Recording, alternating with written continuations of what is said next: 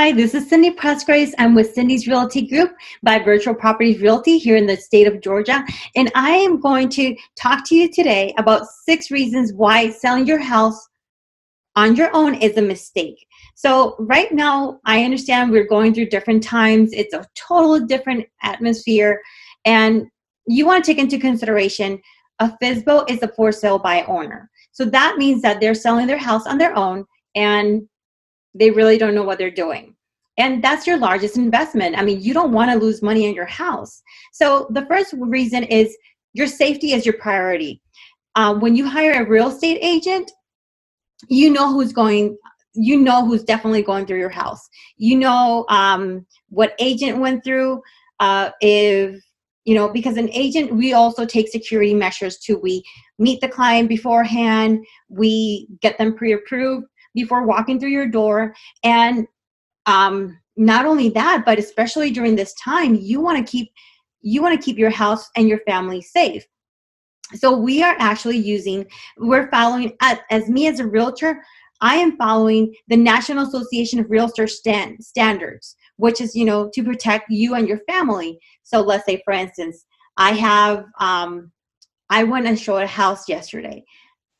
We had to wear gloves, we had to wear a mask, and we had to take a Lysol wipe. So wherever we walked, we had to actually wipe it down, and we couldn't touch anything, even with our gloves. So those are directed standards to protect you and your family.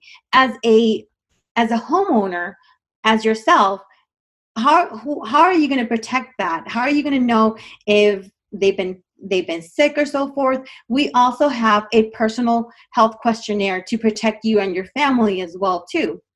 And not only that, there's a lot of issues that happens. You don't know who's going through your house. You don't know if it's a theft or so forth. And I mean, there's a lot of cases that do happen that way. You don't know who is who. And as a real estate agent, we have these boxes called Supra Box, and we actually categorize, okay, so I have my phone. That means as soon as I open that lockbox, that other agent knows that I am there, how long I was there, if I have my client, and so forth. And that is perfect because that's security for you and security for us too, because we need to know if something goes missing in your house, okay, from what time to what time. If you see something missing, then we can actually go down the list and say, okay, so then let's verify with these agents. Let's have them, so forth, if something were to happen that way. Okay, the second one is a powerful online strategy to attract that buyer. Right now, we have totally revamped this whole virtual world with COVID-19. Now we're doing buyer and seller consultations. We are doing virtual tours. And don't get me wrong on this, but there's a difference between a 3D and a slideshow. So there are agents, as myself, that I am doing 3D tours. So that means that, you can actually get an actual aspect of the home, like you get a feel of the home, and that is attracting a lot of buyers. A lot of buyers that are looking out are actually putting a contract under, which is amazing. I actually, a few weeks ago, I had this client that brand new construction home. We were looking at a house.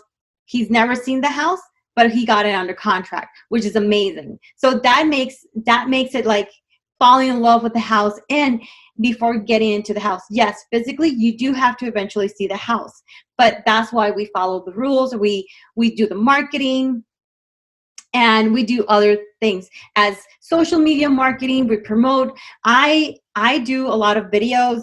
I do video tours. I do the 3D.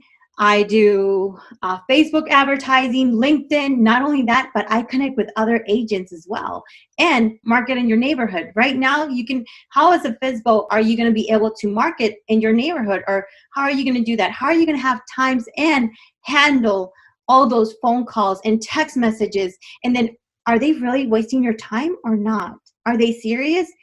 I mean, do you really want that? Or you want to get the highest that you can for your investment to buy another house or relocate, whatever you're going to do next? There's also the third one is there are too many negotiations. So yes, the buyer is always wants the best deal, and the seller wants the best deal too. He wants to get the most for his money. But at the same time, there's inspections that need to be made. When people buy directly from FSBOs or as yourself as a for sale by owner, I mean, the buyer's not getting all of that. And you as well, you're not protecting yourself neither. And it's creating a lot of liability. So, this is basically, and this is the biggest purchase of their lives as well. So in this case, I would say number 4 now is you won't know if the purchaser is qualified for a mortgage or not. For instance, if I bring a client, I know they're pre-approved. I am not going to waste my time with a client that is not pre-approved and taking them to your house. But how would you know if they're pre-qualified or not? So if you're not pre-qualified, they're not pre-approved, how much do you know? Do you really know if they have enough money for a down payment, closing costs? I mean, all those little factors are very, very important. And if you don't know that, it's wasting your time. You're taking time of your day. You're looking at different ways of selling your house, but you're actually just wasting money. Okay, so then the 5th one is FSBOing has become more difficult from a legal standpoint, especially right now with so many liabilities and everything that has been going on. They have made the disclosures and regulations have become more mandatory. Let's say, for instance, it has increasingly litigiously societally that as an agent, I'm acting as a third party to help you as a seller to avoid legal jeopardy. For instance, if you're selling a house and the buyer doesn't do an inspection, okay, in my case, if I'm selling the house, I have the buyer do an inspection. I make sure, if not, as me as a seller's agent, that's responsibility of the buyer's agent. Because, hey, you know what, the buyer's agent will tell them you do need to do an inspection. What happens, for instance, in my case, I sold a house, one of the houses that I sold last year, there was an issue with the HVAC. So what happened? Okay, the client already had the inspection. My buyer had the inspection done. But we had home warranty. We did everything that we did. And a few months later, not even 3 weeks after the house was closed on, they had issues with the HVAC. So how much does the HVAC cost? $5,000 to $7,000. It depends if you need to replace it, if it needs to be fixed. That's basically replacing the HVAC. And sometimes depending on the unit and how many units are, and I know I'm getting into a little bit more detail, but that can be $10,000. As a buyer, do you really want to go through that? Or as a seller, do you really want to go through that issue and saying, oh my gosh, what am I getting into? And that's why we have you guys fill a seller's disclosure to disclose everything that you're selling, everything that you're leaving in the house, any things that have happened in the house, roof replacement, septic tank inspection, and other things. That's to protect you guys as a seller to not go through those liabilities or anything, or that would affect you in the long run. For instance, in my experience, and this is going to be funny and ironic, but when I was little, my parents bought a for sale by owner. And they did the negotiation between each other, and the seller ended up in a lawsuit. The foundation was cracked. The house it was horrible. It was a 10-year nightmare lawsuit for my parents. And as knowing that, I don't want you going through that, because the seller ended up paying $100,000 to my parents because of that. He sold the house. Yeah, he did. It was a cash sale, but it was a disaster. It was, as my parents, they were the buyers, we had to go through inspection. They had to drill holes in the ground. It